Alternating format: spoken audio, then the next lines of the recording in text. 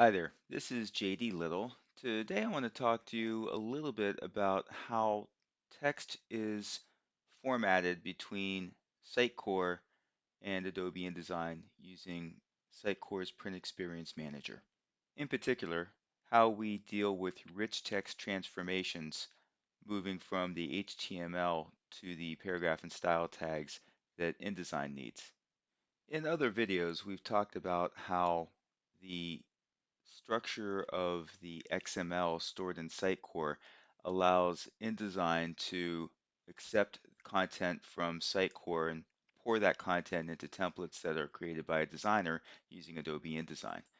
We leverage the paragraph and character styles that are available within InDesign, and so a designer has complete control over what that styling is going to be. That can be pretty straightforward when you're dealing with single lines of text or even multiple text fields. But when you're dealing with something like we're using with these articles, where we're actually pulling from rich text that's been created in Sitecore, different styles that we look at can mean different things, and we need to have a transformation layer that allows us to do that. Fortunately, it also gives us a whole lot of flexibility about how we're going to make this content look when it gets to different documents. Today, I'm going to concentrate on this particular article, intellectual property. And over here, I've got some rich text elements, bulleted items, a couple of different header styles, and also some body text. Over here in Sitecore, I can look at the data template and you see that same content. Single line text for the title information, but some of the content necessarily needs to be laid out in text editor. Sitecore's rich text editor is a very useful tool. I can view that text in HTML, and I can also have a WYSIWYG design editor. What I want to concentrate on here is how do I get this web presentation to translate into something that InDesign understands?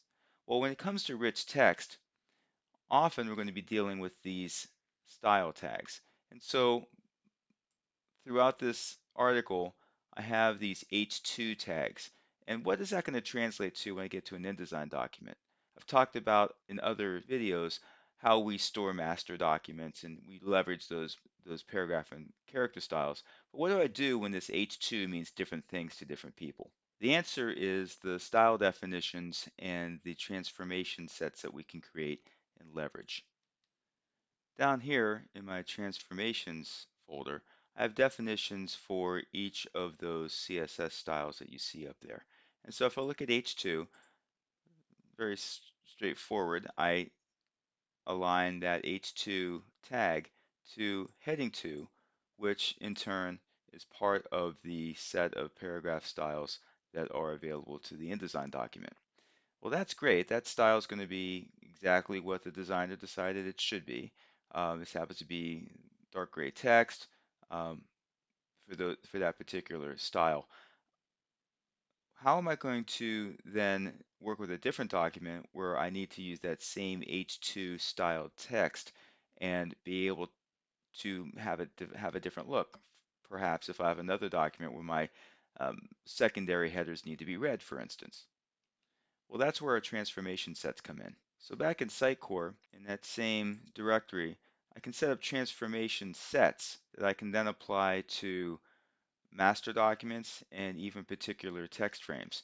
So the legal transformation set that I was using has a selected amount of those paragraph styles that I have defined. By the way, these can also be character styles, object styles. There's a lot of flexibility that we can drive with the styling options from Adobe InDesign. What I've done here is I've set up a alternative transformation set. And what I've done also is I've set up an alternative H2 style. So what you see here is that when I apply this transformation set, instead of accessing that heading 2 paragraph style, I'm going to be looking at a heading 2 red paragraph style. What's getting passed to InDesign is still that H2 tag. That's not going to change.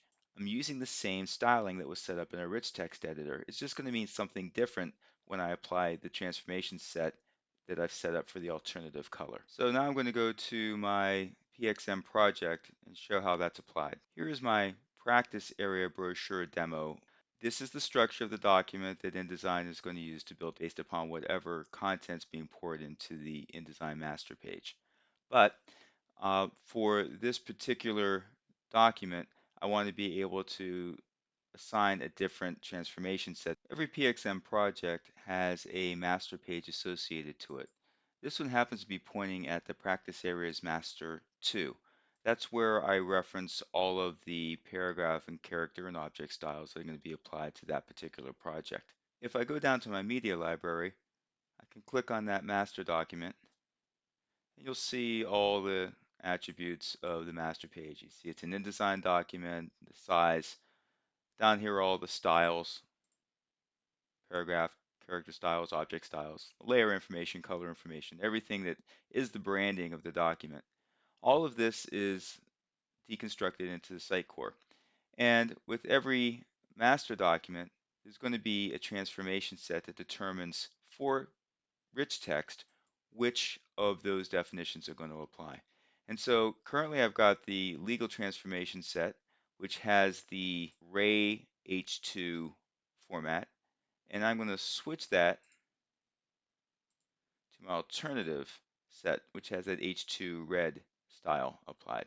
And we'll see what that looks like when I save this and re-render the document. Now, the same master document is going to be applied, but for those H2 headers, wherever we see them, we're going to see that they're now in red. So that's a very simple example of something that can really have some very complex and I think pretty creative applications. So that's just a little bit about transformations. There's actually a whole lot more that we can talk about, but that's a good start. So thanks for your time.